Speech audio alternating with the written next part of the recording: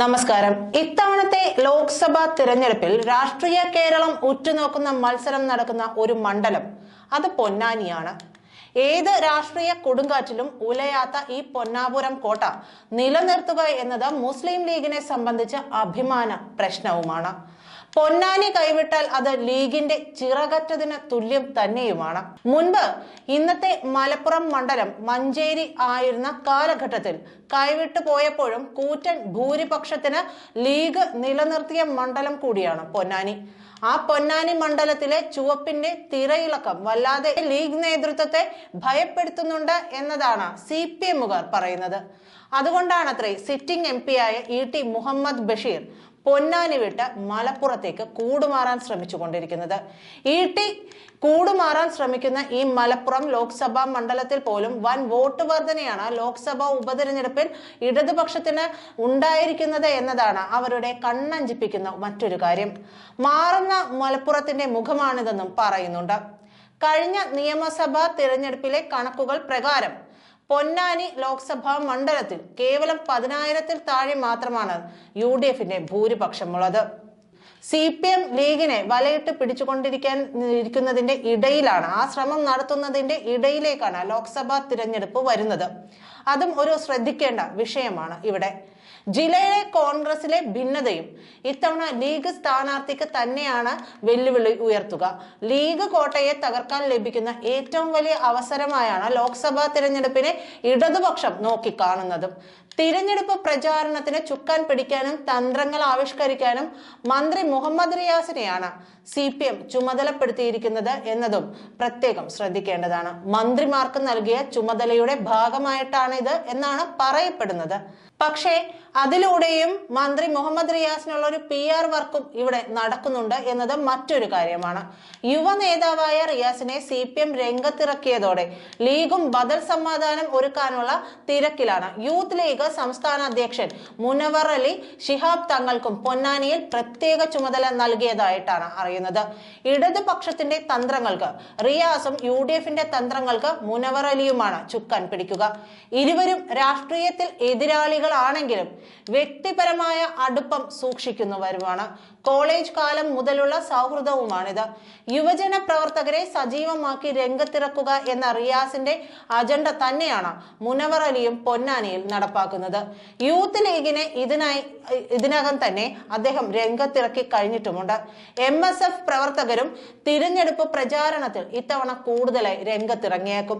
Youth Congress KSU പ്രവർത്തകരോട് സജീവമാകാനും youth league നേതൃത്വം ആവശ്യപ്പെട്ടു കഴിഞ്ഞു.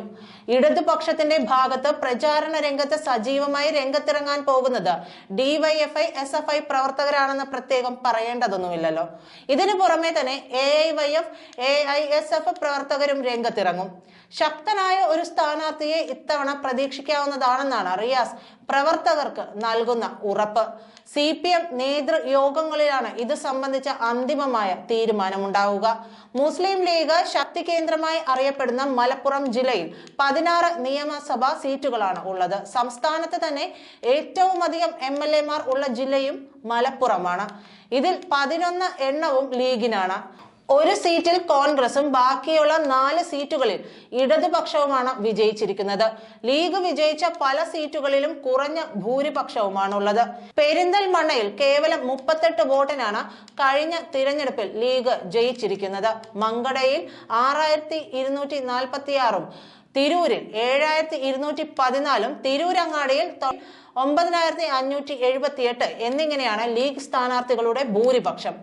മഞ്ചേരിയിലും വള്ളിക്കുന്നിലും 15,000-ൽ താഴെയാണ് ഭൂരിപക്ഷമുള്ളത്. കോട്ടക്കൽ കൊണ്ടോട്ടി അടക്കമുള്ള മണ്ഡലങ്ങളിലും കാര്യമായ ഭൂരിപക്ഷം അവകാശപ്പെടാൻ കഴിയില്ല. കോൺഗ്രസിലെ ആര്യാടൻ പക്ഷം ഉടക്കിയാൽ ഇവിടെ പോലും ലീഗ് നന്നായി വിയർക്കും. ജില്ലയിലെ കോൺഗ്രസിന്റെ ഏക MLA ആയ അനിൽകുമാറിന് എന്തായാലും ഇനി നിയമസഭ കാണാൻ കഴിയുകയുമില്ല. കോൺഗ്രസിൽ തുടർന്നാലും ഇല്ലെങ്കിലും അനിൽകുമാറിനെ നിയമസഭാ തിരഞ്ഞെടുപ്പിൽ തോൽപ്പിക്കണമെന്നത് ആര്യാടൻ വിഭാഗത്തിന്റെ ശപഥമാണ്. പഴയ കോൺഗ്രസുകാരെ ഒപ്പം കൂട്ടിയും കോൺഗ്രസ് വോട്ടുകൾ വലിയ രൂപത്തിൽ സമാഹരിച്ചുമാണ് CPM മലപ്പുറത്തെ ലീഗ് കോട്ടകളിൽ എക്കാലത്തും വിള്ളൽ വീഴ്ത്തിയിരുന്നത്.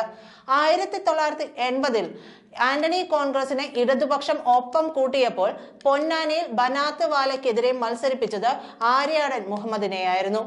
ലക്ഷത്തിലേറെ വോട്ടുകൾക്ക് ജയിച്ചിരുന്ന ബനാത്ത് വാലയുടെ ഭൂരിപക്ഷം 50,863 വോട്ടായി കുറയ്ക്കാൻ അന്ന് ആര്യാടന് കഴിയുകയും ചെയ്തു.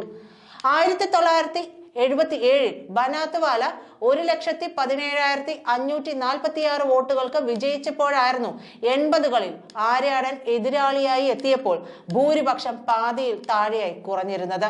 പിന്നീട് മുൻ കോൺഗ്രസുകാരനായിരുന്ന ടി.കെ. ഹംസയെ ഇറക്കിയാണ് CPM 2004 തിരഞ്ഞെടുപ്പിൽ മഞ്ചേരി ലോക്സഭാ മണ്ഡലത്തിൽ അട്ടിമറി വിജയം നേടിയത്. ലീഗ് കോട്ടയായ താനൂർ നിയോജക മണ്ഡലം മുൻ KPCC അംഗവും തിരൂർ മുനിസിപ്പൽ വൈസ് ചെയർമാനുമായിരുന്ന വി. അബ്ദുറഹിമാനെ ഇറക്കിയാണ് ഇടതുപക്ഷം പിടിച്ചെടുത്തിരുന്നത്. മുൻ യൂത്ത് ലീഗ് നേതാവായ KT ജലീലിനെ ഇറക്കിയാണ് സാക്ഷാൽ PK കുഞ്ഞാലിക്കുട്ടിയെ അട്ടിമറിച്ച് കുറ്റിപ്പുറം മണ്ഡലം ചുവപ്പണിയിച്ചത്. പിന്നീട് കുറ്റിപ്പുറം തവനൂർ മണ്ഡലമായി മാറിയെങ്കിലും ഇടതുപക്ഷ പിന്തുണയോടെ ജലീൽ ഇപ്പോഴും വിജയം ആവർത്തിക്കുകയാണ് ചെയ്യുന്നത്. ലീഗിന്റെ ശക്തമായ വോട്ട് ബാങ്കായ സമസ്ത സുന്നി വിഭാഗം പലപ്പോഴും മുഖ്യമന്ത്രി പിണറായി വിജയനും സർക്കാരിനും അനുകൂല നിലപാടെടുക്കുന്ന സാഹചര്യം കൂടി പരിഗണിക്കുമ്പോൾ പുതിയ കാലത്തും വലിയ പ്രതിസന്ധിയാണ് മുസ്ലിം ലീഗ് മലപ്പുറം ജില്ലയിൽ നേരിടാൻ പോകുന്നത് എന്ന് വേണം കരുതാൻ. പൊന്നാനി ലോക്സഭാ മണ്ഡലം കൈവിട്ടാൽ അതോടെ ലീഗ് അണികളുടെ സകല ആത്മവിശ്വാസവും നഷ്ടമാകും. അത്തരമൊരു സാഹചര്യം സൃഷ്ടിച്ച് ലീഗിനെ പിളർത്തുക എന്നതാകും ഇടതുപക്ഷത്തിന്റെ പുതിയ അജണ്ടയെന്നാണ് രാഷ്ട്രീയ നിരീക്ഷകരും വിലയിരുത്തുന്നത്. നന്ദി.